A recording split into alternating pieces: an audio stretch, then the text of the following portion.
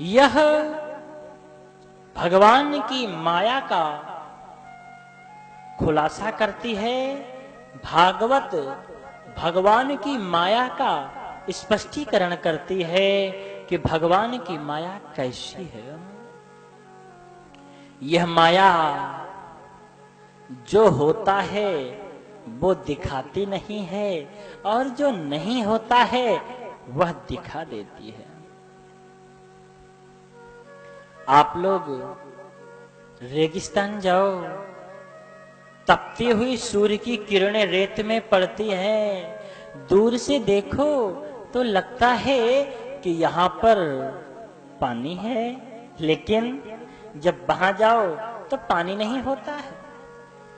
जो है वो दिखाई नहीं दे रहा है। रेत है लेकिन रेत दिखलाई नहीं देती। पानी नहीं है, पानी का आभास होता है। समुद्र के किनारे चले जाओ, सीपी होती है जिससे मोती बनता है। प्लास्टिक वाले नहीं, असली वाले हैं। सीपी जिससे मोती बनता है, जब वह सीपी समुद्र के किनारे हो और अपना मुख खोले हुए हो, सीपी में सूर्य की किरणें पड़ती हैं, तब लगता है यहाँ तो चांदी है। पास में जाकर देखो तब वहां ना तो चांदी है ना ही सोना है, फिर बोले वहां तो केवल सीपी ही है। रजत सीप महु भास जिमि जथा भानु कर बारी, जदपि मृषा क्यों काल महु भ्रम न सकई कोटारी। यद्यपि यह तीनों कालों में मिथ्या है, लेकिन फिर भी सत्य जैसा प्रतीत होता है, और जो होता है वो दिखलाई भी नहीं पड़ता। भगवान है, सभी लोग मानते हैं। अच्छा बताओ, भगवान है कि नहीं है? है? सभी बताओ, भगवान है? आपका क्या कहना है? यदि भगवान है तो दिखाई क्यों नहीं देते? नहीं है? अगर नहीं है तो हम चल किसके सहारे रहे हैं? एक बार एक संत कहीं जा रहे थे, मस्ती में जा रहे थे। संत में एक ब्रह्म तेज झलक रहा था। लोगों ने कहा, देखा विद्वान लगते हैं, चलो इनसे कुछ सुना जाए। सभी ने मिलकर आग्रह किया, महाराज थोड़ा सा कुछ आप अपने श्रीमुख से हम लोगों को भी सुना दो। संत ने कहा, भैया मैं कुछ बोलना वगैरह नहीं जानता हूँ, मुझे कुछ नहीं आता। बोले नहीं नहीं महाराज, आपको थोड़ा सा तो कुछ तो दो शब्द तो बोलना ही पड़ेगा। अच्छा ठीक है, जब तुम लोग अधिक आग्रह करते हो, क्योंकि प्रेम से सारी दुनिया चलती है, सबके सब प्रेम के भूखे होते हैं, तो ठीक है यदि आप ज्यादा आग्रह करते हो तो मैं केवल दो शब्द ही बोलूंगा। बोले हाँ महाराज, संतों का तो एक क्षण भी पर्याप्त है। महाभारत में तो यहां तक आया है, संतों का क्षण और अन्न का कण कभी भी किसी भी परिस्थिति में बर्बाद नहीं करना चाहिए। ठीक है महाराज, आपके दो शब्द ही हमारे जीवन को बदल सकते हैं। ठीक है, बढ़िया सुंदर मंच बनाया गया, सुंदर पंडाल लगाया गया, अधिक से अधिक संख्या में लोग एकत्रित हुए। संत को व्यासासन पर बिठाया गया।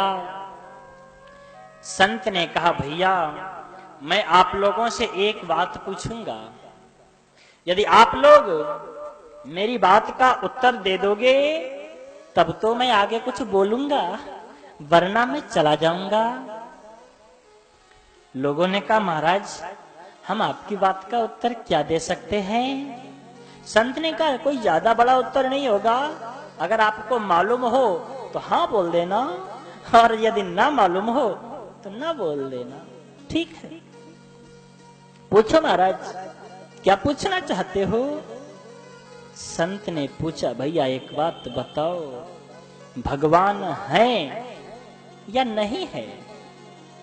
अब तो सभी ने एक स्वर में ऊंचे से कह दिया, महाराज भगवान है। संत मंच से उठे, संत ने पुनः पूछा, भैया सोच समझ लो, भगवान है? बोले हाँ महाराज भगवान है। देख लो, फिर कोई ये मत कहना कि गलती हो गई। बोले नहीं नहीं महाराज भगवान तो है। संत उठे चले गए। लोगों को आश्चर्य हुआ, पूछा भगवान है?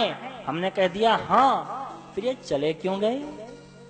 कमरे में जाकर संत से कहने लगे, महाराज आपने कुछ प्रवचन नहीं सुनाए? संत ने कहा, भैया देखो प्रवचन में क्या सुनाता, प्रवचन में भी मैं यही समझाता कि भगवान है।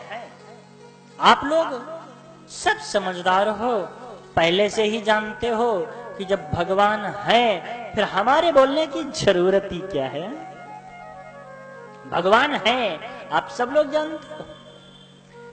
गांव वालों ने कहा, महाराज गलती हो गई, कल आप फिर से प्रवचन करो। ठीक है। अगले दिन फिर से पूरी तैयारी हुई। रात्रि में गांव वालों ने मिलकर सलाह की, भैया संत आज भी यही प्रश्न पूछेंगे, सभी लोग कह देना कि भगवान है ही नहीं, भगवान नाम की कोई चीज ही नहीं है, तब तो बोलेंगे। ठीक है, विचार बन गया। अब तो दूसरे दिन संत मंच पर विराजित हुए। पूछा, भैया एक बात बताओ, भगवान है या नहीं है? जितने लोग बैठे हुए थे ना, सबने एक स्वर में कह दिया, भगवान होते ही नहीं है। भैया सोच लो, कल तो आप लोग कह रहे थे कि भगवान है। बोले कल गलती हो गई थी, रोज रोज गलती थोड़ी ही होगी, भगवान तो होते ही नहीं है। भगवान क्या है किसी को पता ही नहीं है। भैया सोच समझ लो। बोले हाँ महाराज सोच लिया, भगवान नाम की कोई चीज ही नहीं है। संत फिर से उठे और चले गए। लोगों को आश्चर्य हुआ, कल भगवान थे इसलिए प्रवचन नहीं सुनाए, लेकिन आज तो नहीं है, तो आज तो भगवान के बारे में कुछ समझाना चाहिए। फिर आज क्यों चले गए? तब कहते हैं कि आज इसलिए चले गए, संतों के पास में, संत के पास में गांव वाले आए, कहने लगे, महाराज आज आपने प्रवचन क्यों नहीं दिया? संत ने कहा, भैया प्रवचन किस बात पर देता है? मैं बोलता तो भगवान के बारे में ही। जब आप लोग कह रहे हो कि भगवान नाम की कोई चीज होती ही नहीं है, फिर मैं बोलूंगा किस पर? गांव वालों ने कहा, महाराज आज भी गलती हो गई, कल फिर आप प्रवचन दो। ठीक है। अगले दिन फिर से तैयारी हुई। इस बार गांव वालों ने सलाह कर ली, आधे लोग बोलेंगे हैं और आधे लोग बोलेंगे नहीं है, तब तो समझाएंगे। है पर नहीं समझाया, नहीं पर नहीं समझाया, तो जब है और नहीं दोनों एक साथ चलेंगे तब तो समझाएंगे। ठीक है। संत विराजमान हुए। संत ने पूछा, भैया भगवान हैं? आधे बोलने लग गए हैं, आधे बोलने लग गए नहीं है। संत ने पूछा, अब क्या हुआ? परसों नहीं थे, परसों थे, कल नहीं थे, और आज हैं भी और नहीं भी हैं, इसका कारण क्या है? फिर से सोच समझ लो। अब तो सबका वही रटन, हैं भी और नहीं भी हैं। संत पुनः उठे और चले गए। सभी लोग फिर से संत के पास में आए, महाराज आज क्या हुआ? आज आपने प्रवचन क्यों नहीं दिया? तब संत ने कहा, भैया प्रवचन देने की आवश्यकता ही नहीं है। जो लोग भगवान के बारे में जानते हैं वो ना जानने वालों को समझा देना। घर का काम घर में ही चल जाएगा, बाहर से किसी को बुलाने की जरूरत ही नहीं पड़ेगी। आज हम लोग बीच में लटके हुए हैं, समझ ही नहीं पा रहे हैं कि भगवान है या नहीं है। थोड़ा सा दुख मिला तब कहते हैं कि भगवान तो है ही नहीं, भगवान पता नहीं कहां चला गया, सो गया, क्या हो गया, सारे दुख हम पर ही आ रहे हैं। यदि थोड़ा सा सुख मिला तब कहते हैं कि भगवान है। हम लोग एक निर्णय पर पहुंच ही नहीं पा रहे हैं। हम लोग कोई भी एक निर्णय पर पहुंच ही नहीं पा रहे हैं। ये समझ नहीं पा रहे हैं कि भगवान है या नहीं है। जीवन में ऐसी दुविधा लोगों को केवल भगवान की माया ही देती है। जो होता है वो दिखलाई नहीं देता है और जो नहीं होता है वो दिखलाई देता है। थोड़ा सा एक भजन, फिर हम लोग आगे बढ़ते हैं। बोलवा की बिहारी लाल की जय, राधा रानी सरकार की जय, बोल बंसी वाले की जय। मेरे बांके बिहारी, मेरे बांके बिहारी, तेरी लीला है नारी। मेरे बांके बिहारी, तेरी लीला है नारी, तेरी लीला है नारी, तेरी लीला है नारी, तेरी लीला है नारी, तेरी लीला है नारी। मेरे बांके बिहारी, तेरी अरे भाई सुस्ती भगाओ, थोड़ा हाथों को उठाओ।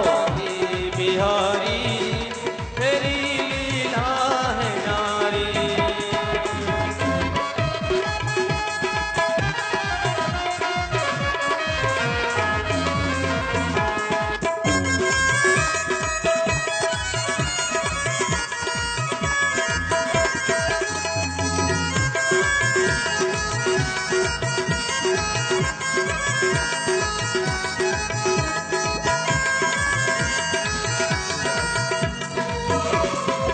श्री राधे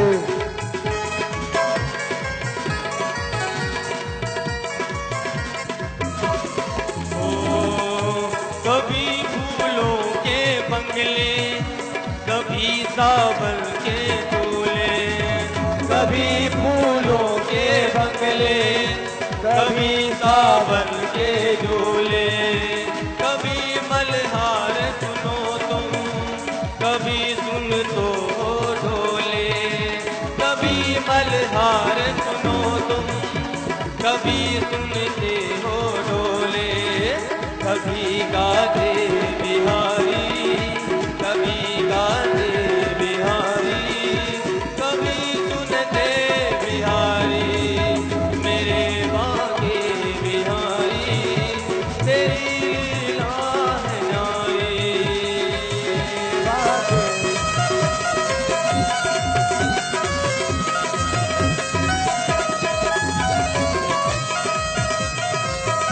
हरि बोल श्री राधे।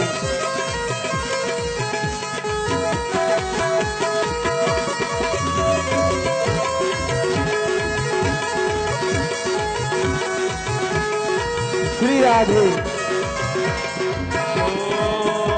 कभी तुम पाग धरा, कभी ओढ़ो चुनरिया, कभी तुम पाग धरा, कभी तुम ओढ़ो चुनरिया, कभी तुम कंगना पहनो, कभी धर लो मुरलिया, कभी तुम कंगना पहनो, कभी धर लो मुरलिया, कभी दिखते बिहारी, कभी दिखते बिहारी, कभी चुपते बिहारी।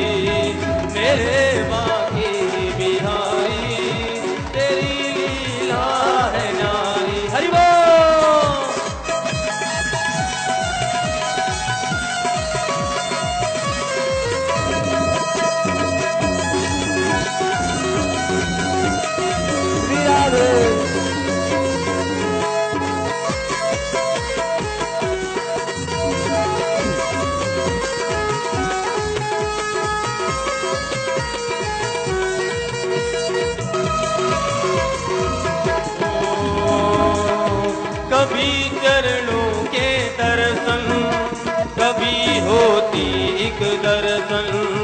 कभी चरणों के दर्शन, कभी होती एक दर्शन, कभी मंगला के दर्शन, कभी संध्या के दर्शन, कभी मंगला के दर्शन, कभी संध्या के दर्शन, और कभी राधा बिहारी, कभी राधा बिहारी, कभी ग्वाले बिहारी, ओ मेरे बांके बिहारी, तेरी लीला है नारी।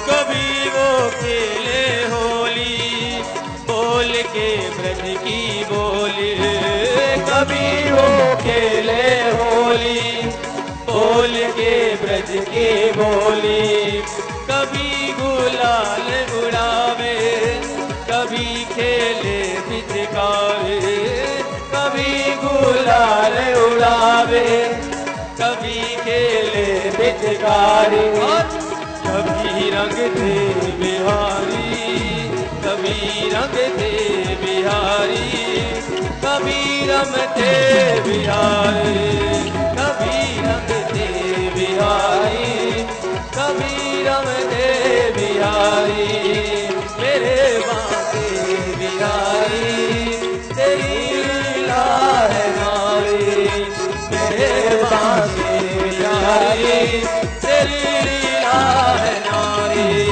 तेरी लीला है नारी, तेरी लीला है नारी, तेरी लीला है नारी, तेरी लीला है नारी, मेरे बांके बिहारी, तेरी लीला है नारी, मेरे बांके बिहारी, तेरी लीला है नारी। बोलो बांके बिहारी लाल की जय। इतने धीरे से बोलोगे हाँ? आज तो कोई व्रत भी नहीं है? किस चीज का?